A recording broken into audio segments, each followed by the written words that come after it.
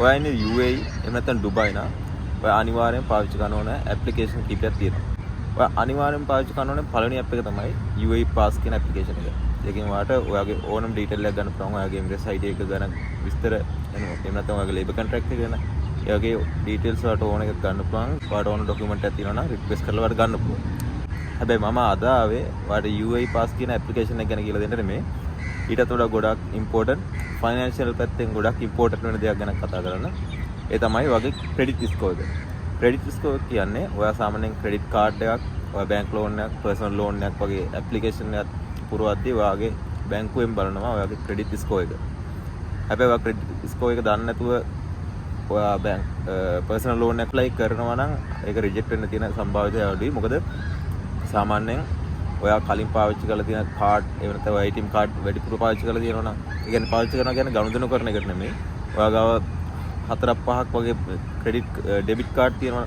ඔයා bank account කීයක් open කරලා තියෙනවද? එහෙම නැත්නම් ඔයා දන්නවා ඩුබායි වල සාමාන්‍යයෙන් අපිට බඩුවක් මොනවා හරි අත්‍යවශ්‍ය දෙයක් ගෙවන්න ගන්න පුළුවන් ටැබි තමාරා එහෙම නැත්නම් ඔයාට පොඩි ලෝන් සාමාන්‍යයෙන් දිරම් 5000ක් 6000ක් වගේ පොඩි ලෝන් එකක් ඔයාට වුණා ඒව ගන්න පුළුවන් ඇප්ලිකේෂන් තියෙනවා cash now ඒ වගේ ඇප්ලිකේෂන්. ඔයා ඒ වගේ දේවල් වලින් ණයක් කරගෙන ඔයා ක්‍රෙඩිට් එකක් ඔයාට ගෙවා ගන්න බැරි වෙලා තියෙනවා නම් ඔයාගේ ඔය ක්‍රෙඩිට් ස්කෝර් කියන එක ඩවුන් වෙනවා. සාමාන්‍යයෙන් පර්සනල් ලෝන් එකක් ඔයා ඇප්ලයි කරනවා නම් ඩුබායි වල ඉඳලා UAE ගැනම තමයි කියන්නේ. ඔයාගේ ක්‍රෙඩිට් ස්කෝර් එක තියෙන්න ඕනේ 720ක් වගේ ගානක. අඩුම 700න් උඩ තියෙන්න ඕනේ. හැබැයි ඔයා ඊට වඩා අඩුයි නම් ක්‍රෙඩිට් ස්කෝර් එක අඩුයි නම් ඔයාගේ සැලරි එක හොඳට චෙක් කරනවා. ඔයාගේ කම්පැනි ලිස්ටඩ්ද බලනවා. ඔයාගේ පර්සනල් ලෝන් එකක් මොනවා හරි ඔයා ගන්න බලාපොරොත්තු වෙනවා නම් ඒ හින්දා ඔයා ක්‍රෙඩිට් ස්කෝර් එක අඩුම 720න් උඩ තියා ගන්න ඕනේ. ඉතින් ඒක ගැන ඔයාට දැනගන්න පුළුවන් බැංකුවට ගිහලා කෙලින්ම බලන්න පුළුවන් ඔයාට ඔයාගේ ක්‍රෙඩිට් ස්කෝර් එක කොහොමද ඔයාගේ දැනට ඒක ලෝ වෙලාද ඩවුන් වෙලාද ඒ කියන්නේ අප් වෙලාද කොහොමද තියෙන කියලා බලා ගන්න පුළුවන්. සාමාන්‍ය ක්‍රෙඩිට් ස්කෝර් එක පටන් ගන්න විදිහ ඒක කාඩ් ඒ කියන්නේ කියන්න බෑ 0 ඉඳලා පටන් ගන්න 20 ඉඳලා 30 ඉඳලා 100 200 කියලා කාටවත් කියන්න බෑ. ඒක සාමාන්‍යයෙන් පටන් ගන්න ඔයා දැන් අලුතෙන්ම ඩුබායි වලට අලුතෙන්ම UAE ආපු කෙනෙක් නම් ඔයාගේ ක්‍රෙඩිට් ස්කෝර් එක 0 තියෙන්නේ.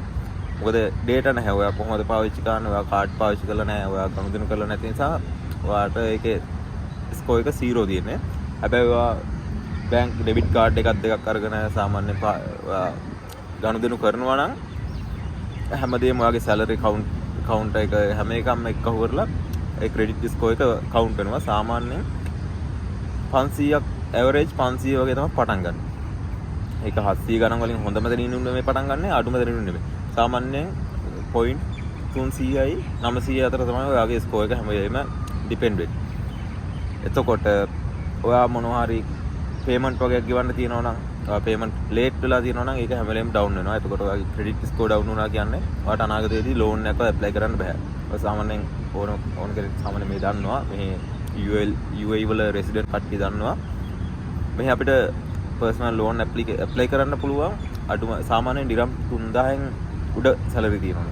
සාමාන්‍යයෙන් ඩිරම් 3000ක් පඩි ගන්නවා නම් ඩුබායි ඉස්ලාමික් බැංකින් ඔයාට පුළුවන් පර්සනල් ලෝන් එකක් ඇප්ලයි කරන්න. මම කියන්නේ සාමාන්‍යයෙන් 20 ගුණයකට විතර කිට් වෙන්න දෙනවා. හැබැයි ඔයා DIB එකෙන් يعني ලෝ සැලරි තියෙන කට්ටියගේ එයාලා රික්වයර්මන්ට් එකක් තියෙනවා කම්පැනි ලිස්ටඩ් වෙන්න ඕනේ. එයාලගේ බැංකුවත් එක්ක ගනුදෙනු කරන විදිහට මේ ලිස්ටඩ් වෙලා තියෙන්න ඕනේ. එහෙම නැත්නම් දිනම් 5000න් උඩ තියෙනවා නම් ඔයාලට ඕන බැංකුවකින් ඇප්ලයි කරන්න පුළුවන්. ඒක ගැන කිසි ප්‍රශ්නයක් නැහැ. එතකොට අපි පර්සනල් ලෝන් ගැන එහෙම ඒ වගේ දේවල් පස්සේ කතා කරමු. දැන් කතා කරන අය ඔයාට ඔයාගේ ක්‍රෙඩිට් ස්කෝර් එක බැංකුවකට නොයා ඔයාගේ ක්‍රෙඩිට් ස්කෝර් එක බැංකුවකට නොයා ඔයාලට බලන්න පුළුවන්. ෆෝන් එකේ ඇප්ලිකේෂන් එකක් ඩවුන්ලෝඩ් කරලා ඒ ඇප්ලිකේෂන් එක ඔයාලට ඇප්ලිකේෂන් එකට යන්න පුළුවන්. UAE Pass කියන ඇප්ලිකේෂන් එක තියෙනවා නම් ඒක through යන්න පුළුවන්. ඒතකොට ඔයාලට ලේසි ඔයාලට අලුතෙන් account හදන්න මොනවද උනේ නැහැ. ඇප්ලිකේෂන් එකේ නම තමයි ඉතිහාද් බියුරෝ කියලා. ඉතිහාද් බියුරෝ කියලා මම පැත්තකින් මේ පැත්තෙන් හරි දාන්නම් ස්ක්‍රීන්ෂොට් එකකේ. ඉතිහාද් බියුරෝ කියලා අන්න ඒ ඇප්ලිකේෂන් එක අරගෙන ඒක රෙජිස්ටර් වෙලා බලන්න. ඔයාලට දිනම් 10ක් ගන්නවා. හැබැයි එකපාර බලන්න. ඒකෙන් ඔයාලට පුළුවන් ඔයා කියන්නේ ඔයා මීට කලින් ටැබි හරි තමාරා හරි එහෙම නැත්නම් ඔයා මොනවා හරි ක්‍රෙඩිට් කාඩ් පාවිච්චි කරලා ඇරියස් එහෙම මොනවා හරි වෙලා තිබිලා තියෙනවා නම් ඔයාගේ ක්‍රෙඩිට් ස්කෝර් එක දැන් ඩවුන් වෙලාද කියන එක බලා ගන්න පුළුවන්. ඒක ඔයාලට බැංකුවකට ඔයා ගෙදරින් දැම්ම විනාඩි 2ක් 3ක් ඇතුළත බලන්න පුළුවන්. ඩිරම් 10ක් කැපෙනවා. හැබැයි ඒකට Apple Pay වගේ පාවිච්චි කරලා ඔයාලට ගෙවීමක් කරලා බලන්න පුළුවන්. ගොඩක් වටින ඇප්ලිකේෂන් එකක්. ඔයා UAE වල ඩුබායි වල ඉන්නවා නම් අනිවාර්යෙන් පාවිච්චි කරලා බලන්න. මොකද ඔයා බැංකු ගානේ රස්තියද වෙන්නේ නැහැ. ඔයාට ඒක වෙනම සල්ලි ගෙවන්න ඕනේ නැහැ. දිරම් 10ක් ගෙවලා ඔයාගේ ක්‍රෙඩිට් ස්කෝර් එක බලා ගන්න පුළුවන්. ඉතින් මම ඊළඟට කියන්නම් ඔයා UAE වල එහෙම නැත්නම් ඩුබායි වල ඉන්නවා නම් ඉන්න කෙනෙක් නම් ඔයා අනිවාර්යෙන් පාවිච්චි කරන ඕන ඇප්ලිකේෂන් කීපයක් ගැන මම ඊළඟ වීඩියෝ ටික ගේන්න. සාමාන්‍යයෙන් ඊළඟට මම හිතාගෙන ඉන්නවා UAE පාස් එක ගැන කතා කරන්න. එහෙම නැත්නම් cash now tabby තමාරා වගේ ඔයා මොන හරි දෙයක් මොන හරි භාණ්ඩයක් purchase කරනවා නම් ඔයාට ඉන්ස්ටල්මන්ට් විදිහට යන්න පුළුවන් ඒ tabby තමාරා කියන ඇප්ලිකේෂන් එක. එහෙම නැත්නම් ඔයාට පොඩි සාමාන්‍ය පොඩි ලෝන් එකක් ගන්නවා නම් පොඩි ණයක් විදිහට ගන්නවා නම් cash now ඇප්ලිකේෂන් එකෙන් ගන්න පුළුවන්. ඉතින් ඒ ගැන සම්පූර්ණ වීඩියෝ මම ඊළඟට ඉස්සරහට ගේන්න බලාපොරොත්තු වෙනවා. ඉතින් මම අද කතා කරන්න ආවේ ඔන්න ඔයාගේ ක්‍රෙඩිට් ස්කෝර් එක බලන්නේ කොහොමද කියන ඇප්ලිකේෂන් එක ගැන කියලා දෙන්න. ඉතින් අපි ඊළඟ වීඩියෝ එකෙන් හම්බෙමු. එතකන් ඔයාලා අනිවාර්යයෙන්ම ඔයාලගේ ක්‍රෙඩිට් ස්කෝර් එක හරියට කන්ටිනියු කරගෙන යන්න, මේන්ටේන් කරගෙන යන්න. මොකද ඒක ගොඩක් ඉස්සරහට වටිනවා. ඔයාට ඉස්සරහදී පර්සනල් ලෝන් එකක් ගන්නවා නම්, ඔයා ක්‍රෙඩිට් කාඩ් ඇප්ලයි කරනවා නම්, ඔය ක්‍රෙඩිට් ස්කෝර් කියන එක අනිවාර්යයෙන්ම වැදගත්. ඉතින් ඒ හින්දා ක්‍රෙඩිට් ස්කෝර් එක ඩවුන් කරගන්නේ නැතුව පාවිච්චි කරන්න. එහෙනම් ජය වේවා. ඊළඟ වීඩියෝ එක හම්බෙමු.